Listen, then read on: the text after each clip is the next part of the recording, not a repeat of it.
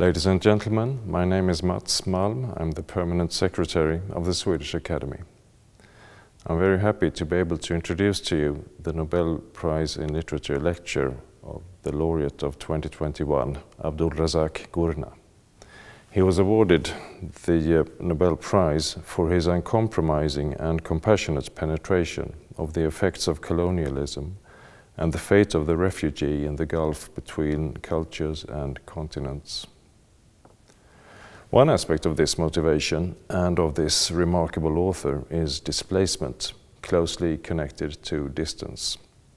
In an essay on writing and place, Gurnah once pondered over two notions of the impact on the author of distance, either understood as liberating or as distorting.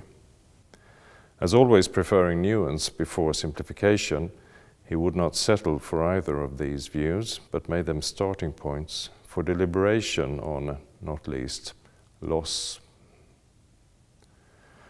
At this Nobel Prize lecture, the issue of distance is particularly apparent. Instead of presenting his lecture for a compact audience here in Stockholm, our author has been recorded in England. This is a distance that we will be able to bridge at a future point in time. It's my great pleasure to present to you Abdulrazak Gurnah, the Nobel Prize in Literature laureate of 2021.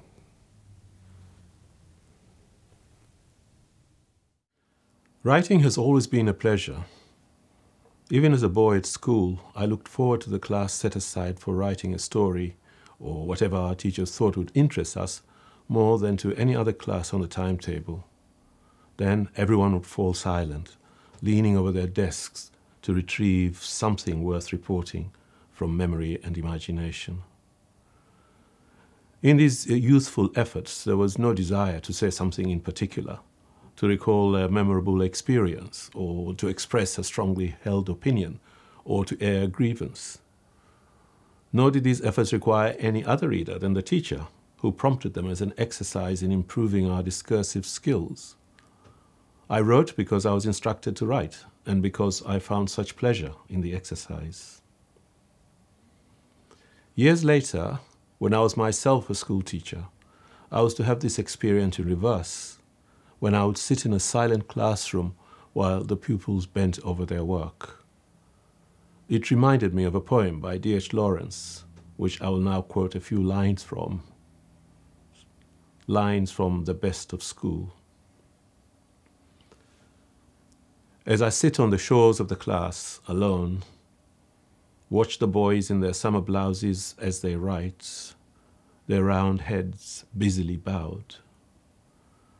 And one after another rouses his face to look at me, to ponder very quietly, as seeing he does not see. And then he turns again, with a little glad thrill of his work, he turns again from me, having found what he wanted, having got what was to be had.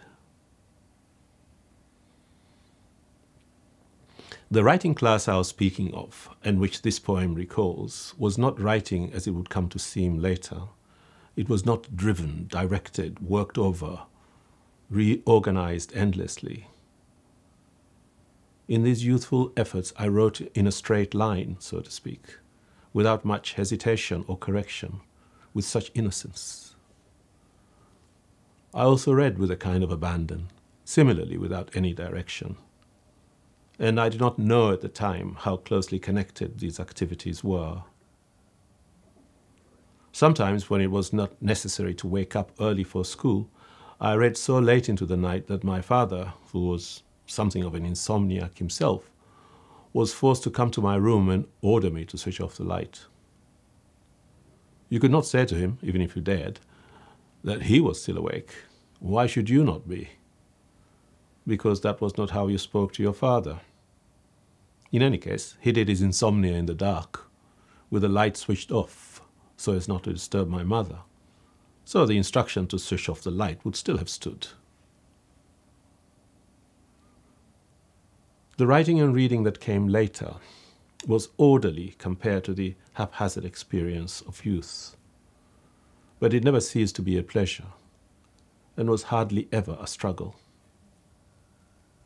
Gradually, though, it became a different kind of pleasure.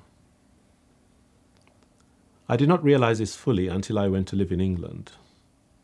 It was there, in my homesickness and amidst the anguish of a stranger's life, that I began to reflect on so much that I had not considered before. It was out of that period, that prolonged period of poverty and alienation, that I began to do a different kind of writing. It became clearer to me that there was something I needed to say, that there was a task to be done, regrets and grievances to be drawn out and considered. In the first instance, I reflected on what I had left behind in the reckless flight from my home. A profound chaos descended on our lives in the mid-1960s, whose rights and wrongs were obscured by the brutalities that accompanied the changes brought about by the revolution in 1964.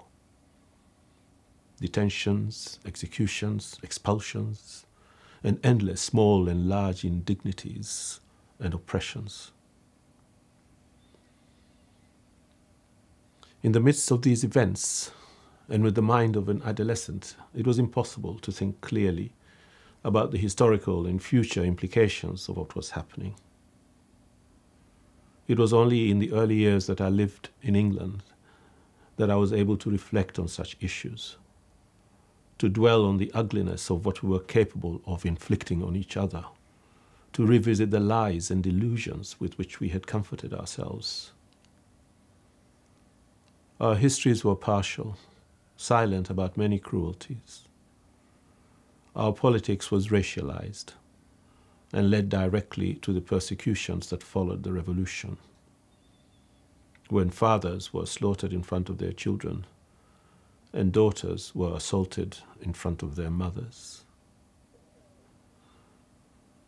Living in England, far away from these events, yet deeply troubled by them in my mind, it may have been that I was less able to resist the power of such memories than if I had been among people who were still living their consequences. But I was also troubled by other memories that were unrelated to these events. Cruelties parents inflicted on their children, the way people were denied full expression because of social or gender dogma, the inequalities that tolerated poverty and dependence. These are matters present in all human life and are not exceptional to us. But they're not always on your mind until circumstances require you to be aware of them. I suspect this is one of the burdens of people who have fled from a trauma and find themselves living safely away from those left behind. Eventually, I began to write about some of these reflections, not in an orderly or organized way, not yet, just for the relief of clarifying a little some of the confusions and uncertainties in my mind. In time, though, it became clear that something deeply unsettling was taking place. A new, simpler history was being constructed, transforming and even obliterating what had happened, restructuring it to suit the verities of the moment.